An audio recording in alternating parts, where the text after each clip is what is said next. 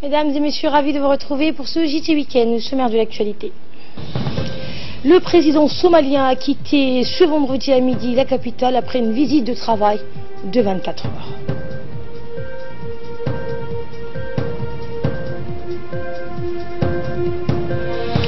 Et à l'étranger, l'Arabie Saoudite a annoncé aujourd'hui avoir contribué à hauteur de 100 millions de dollars à des projets de stabilisation de la coalition internationale dans des régions du nord-est de la Syrie, autrefois occupées par le groupe État islamique. Nous sommes le vendredi 17 août 2018. Bonjour et merci de nous accueillir chez vous. Le président somalien Mohamed Abdullahi Mohamed Farmajo a quitté la capitale ce midi après une visite de travail de 24 heures. Il a été salué par le Premier ministre Abdelkader Kamel Mohamed avant son départ en direction de la Turquie. Eh bien, durant son séjour à Djibouti, le président somalien a eu des entretiens avec le président de la République, Ismaïl Omar Guelleh, dans la journée d'hier à la présidence, en présence des officiels djiboutiens et somaliens. L'état des relations d'amitié et de coopération entre les deux pays et les deux peuples, ainsi que les voies et les moyens de les promouvoir et les développer davantage, ont essentiellement été évoqués au cours de la rencontre à la présidence hier. Et avant de prendre l'avion, le président somalien a eu un bref entretien avec le Premier ministre Abdelkader Kamel Mohamed au salon d'honneur de l'aéroport international de Djibouti en présence des officiels somaliens et les membres du gouvernement djiboutien, le ministre chargé des investissements Ali Gaïl Aboubakar, le ministre de l'Intérieur Hassan Omar, le ministre des Affaires musulmanes, de la Culture et des biens Warf, Moumin Hassan Baleh, ainsi que des hauts responsables civils et militaires du pays.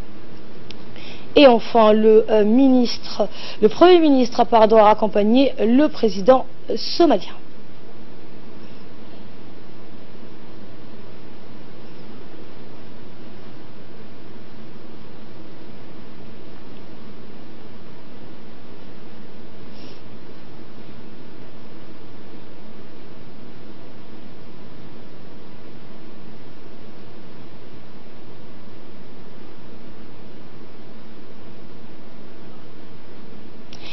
Santé cette fois, le ministre de la Santé, Dr Jamal Miaoui, qui a reçu hier le professeur Eric Seigneuré du CHU de Grenoble, qui a conduit une mission neurochirurgicale à l'hôpital Pelletier. L'entrevue s'est déroulée dans le cabinet ministériel en compagnie du docteur Dianka, chef du service de la neurochirurgie à l'hôpital Pelletier, et des hauts cadres du ministère de la Santé. Pour rappel, le professeur Eric Seigneuré vient de terminer une mission neurochirurgicale au bloc des opérations spécialisées à l'hôpital général Pelletier, où une dizaine des enfants sélectionnés par le docteur Dianka et son équipe ont bénéficié de son expertise.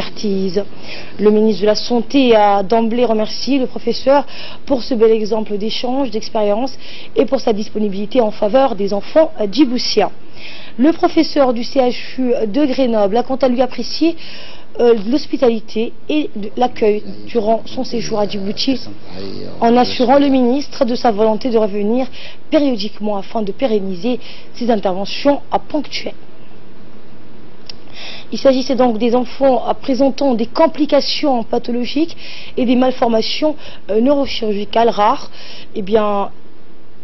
localisés donc qui n'étaient pas envisageables à Djibouti auparavant, mais qui sont rendus possibles grâce à l'intervention du professeur Seigneuré. Les discussions riches ont par la suite porté sur les voies et moyens de consolider cette coopération médicale à travers un programme de jumelage pour relever cette collaboration fructueuse vers d'autres spécialités chirurgicales. Et à l'issue de cet entretien avec le ministre de la Santé, les deux neurochirurgiens ont affirmé leur volonté commune de poursuivre leur collaboration à travers de futures missions ponctuelles et périodiques. Tout à fait autre chose, l'ambassadeur des États-Unis d'Amérique, Larry André, a présenté hier ses lettres de créance au secrétaire exécutif de l'autorité intergouvernementale pour le développement, l'IGAD, Mahyoub Mahadine, au secrétaire de l'organisation régionale à Djibouti. L'ambassadeur Larry André a été ambassadeur des États-Unis à Djibouti depuis janvier 2018 et est maintenant accrédité auprès de l'IGAD. Le secrétaire d'État américain Mike Pompeo a nommé l'ambassadeur Larry André comme premier représentant diplomatique américain au secrétariat de l'IGAD afin de maintenir le partenariat solide entre les États-Unis et le secrétariat de l'IGAD, ainsi que pour faciliter la coopération et renforcer les relations. L'ambassadeur Larry André, pour rappel, est un diplomate de carrière qui a forgé les relations entre les États-Unis et les pays africains depuis les années 80. Sport, pour clore l'actualité nationale, la fédération de football conduite par le président de la Ligue régionale, l'ex-joueur vedette de football, Mohamed Roufa, continue sa mission dans les régions du nord du pays. Après Tadjoura, la ville blanche, la délégation a organisé à Obok une formation d'arbitre et d'entraînement au profit de cette région, au profit des sportifs de cette région. Eh bien, la formation est organisée sous l'égide du secrétariat d'État à la jeunesse et au sport dans le centre de développement communautaire et a regroupé plusieurs dizaines de jeunes en présence des autorités de la région d'Obok, dont le président du conseil, Mohamed Ismail, et le préfet adjoint Ali Maki.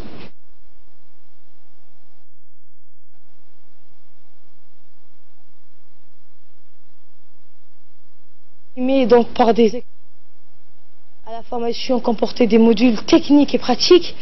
Les participants ont suivi avec assiduité les cours théoriques le matin et dans l'après-midi. La formation a été axée sur les techniques, des enjeux et les règlements dans la discipline du football.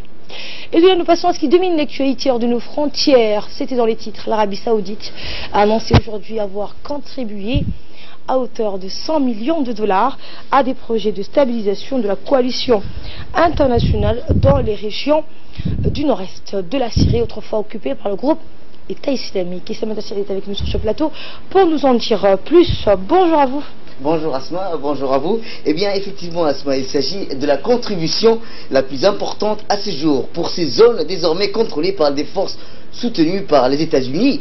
La coalition souligne dans un communiqué officiel saoudien en précisant qu'elle fait suite à un engagement pris par Riyad lors d'une réunion internationale le 12 juillet à Bruxelles.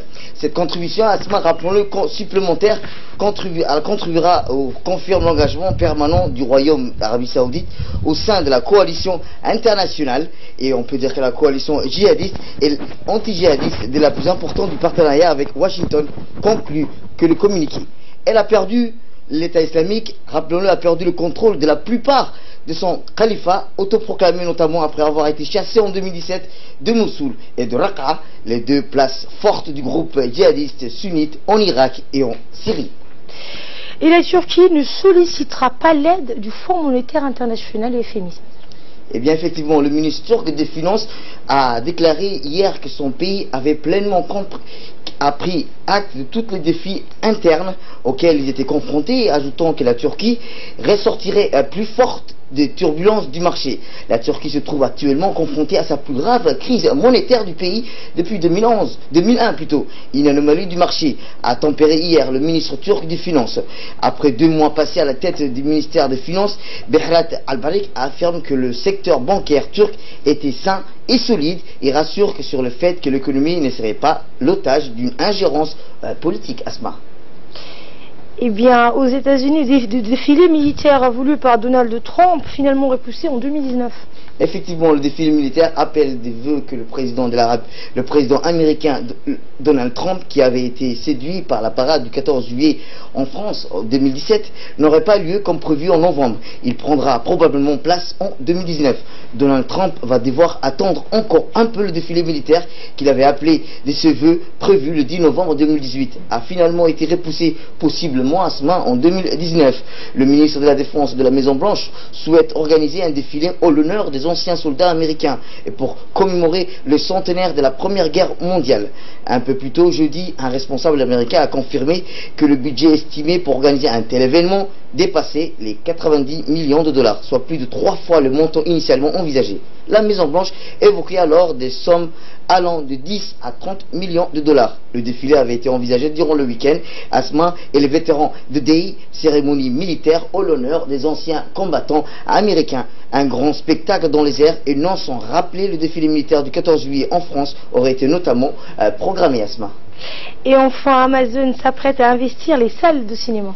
Effectivement, Asma, après la production du film, Amazon veut investir les salles de cinéma. Le géant du commerce en ligne est sur le rang pour racheter le réseau américain d'exploitation Landmark Theatre Le groupe de Jeff Bezos serait en discussion avec la société One Year Cuban Cos, la propriété des milliardaires Mark Cuban et Todd Wanier, ajoute Bloomberg, citant des sources anonymes.